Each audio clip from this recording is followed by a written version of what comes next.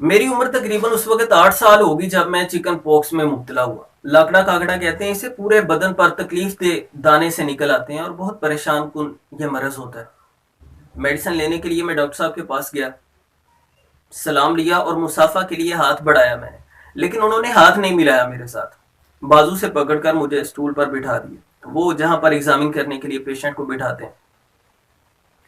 یہ بات مجھے بڑی ناگوار گزری. حالانکہ میں ایک چھوٹا بچہ تھا, لیکن اس کے باوجود میں افسردہ ہوا, کیونکہ ایک مذہبی فیملی کے ساتھ تعلق ہے میرا, اور بچپن میں بہت چھوٹی عمر میں کافی چیزیں میں نے سن لیں اور سمجھ لیں.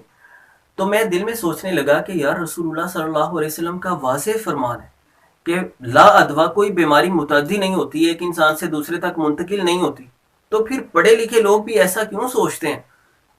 بیماری نے اگر لگنا ہے تو لگ ہی جانا ہے, تو اس طرح کے احتیاط کا کیا مقصد آخر؟ میں سمجھتا ہوں کہ ممکن ہے بہت زیادہ لوگوں کے ذہن میں اس طرح کی کوئی غلط فہمی پائی جاتی ہو. تو ان چند منٹوں میں اس کو ایکسپلین کرنے کی میں کوشش کروں گا, اس کی توضیح کرنے کی کوشش کروں گا.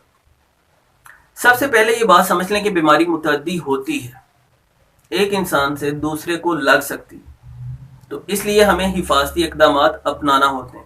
اور یہ صرف میڈیکل سائنس نہیں کہتی, یہ میری رائے نہیں ہے, بلکہ اسلامی تعلیمات میں یہ بات بالکل واضح کر دی گئی.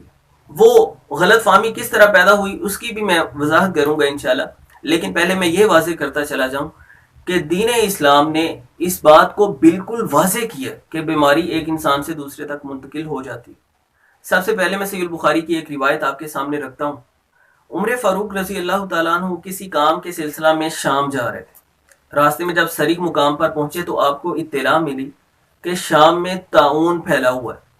اب آپ سوچنے لگے کہ ہم آگے بڑھیں یا واپس چلے جائیں. تو ایسے میں عبد الرحمن بن عوف رضی اللہ تعالیٰ عنہ فرمانے لگے کہ میں نے رسول اللہ صلی اللہ علیہ وسلم کو فرماتے ہوئے سنا ہے, اذا سمعتم به بأرض فلا تقدموا علیہ وَإِذَا وَقَعَ بِأَرْضٍ وَأَنْتُمْ بِهَا فَلَا تَخْرُجُوا فِرَارًا مِنْهَا.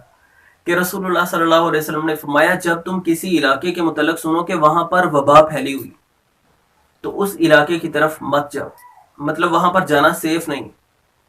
اور اگر تم اس علاقے میں ہو جہاں پر وبا پھیلی ہوئی ہے تو وہاں سے بھاگو نہیں اپنی جان کو بچانے کے لیے. معلوم ہوا کہ وبا پھیلتی ہے. ایک متاثر انسان جب کسی ایسی جگہ پر جاتا ہے جہاں پر اس کے اثرات نہیں ہیں اس مرض کے, اس وبا کے, تو وہ بہت زیادہ لوگوں کے لیے خطرے کا سبب بن سکتا ہے. تو اسے اپنی جان بچانے کے لیے وہاں سے بھاگنا نہیں چاہیے. دوسری حدیث وہ بھی صحیح البخاری کی ہے. رسول اللہ صلی اللہ علیہ وسلم نے فرمایا فر من المجزوم فرارک من الاسد. تم کوڑ سے متاثر شخص, کوڑ کے مرض میں مبتلا شخص سے ایسے بھاگو, ایسے بچو جیسے تم شیر سے بچتے ہو اور شیر سے بھاگتے ہو. تیسری روایت وہ بھی صحیح البخاری کی ہے. رسول اللہ صلی اللہ علیہ وسلم نے فرمایا فلا یوردن ممرضا علی مصح, کہ تم بیمار انسان کو تندرست سے علیحدہ رکھو, جس سے معلوم ہوتا ہے کہ بعض امراض ایسے ہوتے ہیں جو ایک انسان سے دوسرے تک منتقل ہو جاتے ہیں. اب آتے ہیں اس بات کی طرف جس کو میں لے کر آغاز میں چلا ہوں, کہ یہ روایت بہت معاشرے کے اندر عام ہے کہ لا ادوا, رسول اللہ صلی اللہ علیہ وسلم نے فرمایا بیماری متعدی نہیں ہوتی. تو دراصل وہ کس سینس میں بات کی گئی ہے ہمیں اس کو سمجھنا ہے.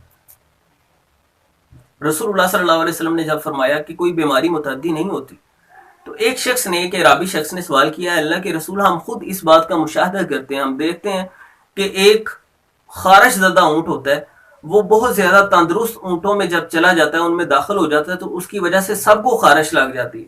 تو اگر بیماری متعدی نہیں ہوتی تو اس بات کا کیا مطلب ہے؟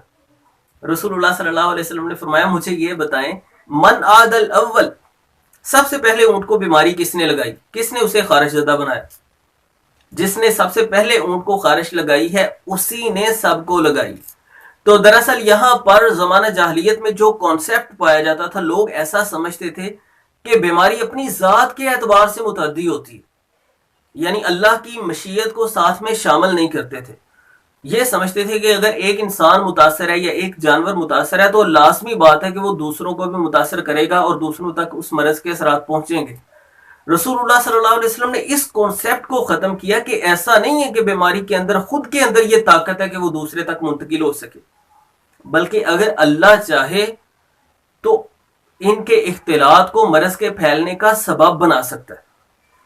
تو اسی لیے ہمیں اس اختلاط سے بچنا ہے، یعنی حفاظتی اقدامات کو اختیار کرنا ہے.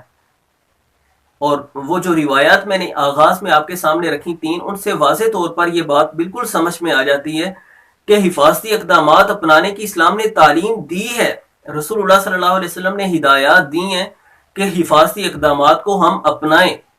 تو اس لیے کوئی بھی وبا ہو، کوئی بھی مرض ہو جو انفیکشیس ہے، جو پھیلنے والی ہے، متعدی ہو سکتی ہے، اس سے بچنے کے لیے حفاظتی اقدامات کرنا یہ کوئی اسلامی تعلیمات کے منافی نہیں.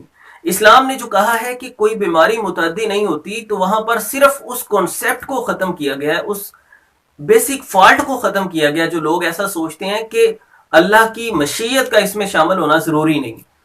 تو ایک مسلم ہونے کے ناطے ہمیں پتہ ہونا چاہیے کہ اللہ کے ارادے اور اس کی مرضی کے بغیر کوئی بھی کام نہیں ہو سکتا، کوئی بھی بیماری بھی اس طرح نہیں پھیل سکتی جب تک اللہ کی مشیت اس میں شامل نہیں ہوتی.